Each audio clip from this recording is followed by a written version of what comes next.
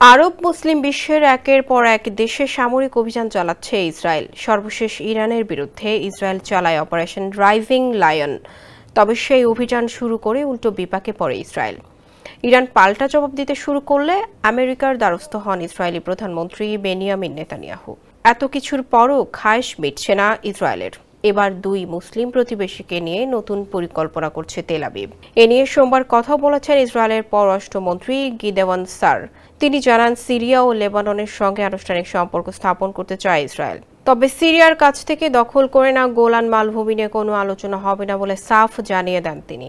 এর আগে গেল বৃহস্পতিবার হোয়াইট হাউসের প্রেস সেক্রেটারি ক্যারোলিন লেভিট জানিয়েছেন, আব্রাহাম অ্যাকর্ডে পরবর্তী দেশ হিসেবে যোগ দিতে পারে সিরিয়া।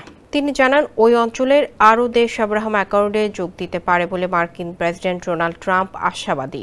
বুধবার সিএনবিসিকে দেওয়া এক সাক্ষাৎকারে ট্রাম্পের মধ্যপ্রাচ্য বিষয়ক দূত স্টিভ উইটকফ আরও দেশ আব্রাহাম অ্যাকর্ডে যোগ হতে পারে বলে ইঙ্গিত দিয়েছিলেন।